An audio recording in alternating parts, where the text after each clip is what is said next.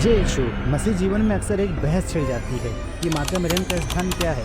कुछ लोग उन्हें भगवान की तरह पूछते हैं तो कुछ लोग उन्हें पूरी तरह नज़रअंदाज कर देते हैं। लेकिन सच्चाई क्या है? क्या वो सिर्फ एक साधारण स्त्री थी या इनके पीछे कोई गहरा ईश्वरी रहस्य छुपा है? आज के इस विशेष वीडियो में हम किसी की सुनी सुनाई बातों पर नहीं बल्कि सीधा पवित्र बाइबल के वचनों के साथ गुड़ती को सुलझाएंगे। हम जानेंगे कि क्यों वो निष्कलंक है और क्यों उनकी मध्यस्थता आज भी हमारे लिए एक वरदान है। सबसे पहले ये जान लीजिए कि मरियम ईश्वर नहीं है। आराधना सिर्फ पिता, पुत्र और पवित्र आत्मा की होती है। लेकिन बाइबल में हमें कुछ खास बताती है। लूका अध्याय 1:28 में जब स्वर्गदूत जिब्राइल उनके पास आया तो उन्होंने कहा, प्रणाम, कृपा से पूर्ण।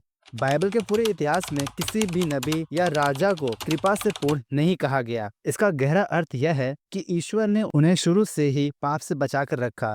क्यों? क्योंकि जिस घर में साक्षात परमेश्वर का पुत्र आने वाला था, वह स्थान दुनिया के हर पाप से मुक्त होना चाहिए था। इसी को हम निष्कलंक होना कहते हैं। अब बात करते हैं उस सवाल की, क्या हमें उनसे प्रार्थना करनी चाहिए? आइए चलते हैं यूहन्ना अध्याय 2 की ओर, जहाँ काना के विवाह का वर्णन है। वहाँ दाखरस कम पड़ गया था। यीशु वहाँ मौजूद थे पर उन्होंने कुछ नहीं किया। लेकिन जैसे ही माता मरियम ने साक्षेप किया और यीशु से कहा उनके पास दाखरस नहीं रहा, तो यीशु ने अपना पहला चमत्कार दिखाया। यहाँ एक बड़ी सच्चाई छुपी है। मरियम हमारे जरूरतों को यीशु तक पहुँचाती है। वे हमें यीशु से दूर नहीं करती बल्कि वे वकील की तरह हमारे केस को राजा के सामने रखती है। बाइबल में मरियम को नई हव्वा के रूप में देखा जाता है। जहाँ पहली हव्वा ने आज्ञा ना मानकर पाप को दुनिया में आने दिया, वहीं मरियम ने ईश्वर की इच्छा के आगे अपना सिर झुकाकर कहा, देख, मैं प्रभु की दासी हूँ, तेरा वचन मुझ पे पूरा हो। क्रूस के चरणों में जब यीशु अपने प्राण त्याग रहे थे, उन्होंने यूहन्ना अध्याय 19:26-27 में कहा, हे नारी, देख, यह तेरा पुत्र है, यह तेरी माता है।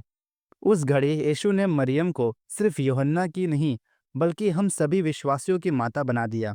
इसलिए जब हम उनसे प्रार्थना करते हैं तो हम अपने स्वर्ग की माता से बात कर रहे होते हैं। आज के इस दौर में जहां दुनिया में इतनी अशांति है, माता मरियम का जीवन हमें विश्वास और धीरज सिखाता है। वे हमेशा एक ही संदेश देती है जो उन्होंने काना में दिया था, जो कुछ हुआ तुमसे कहे वही करो।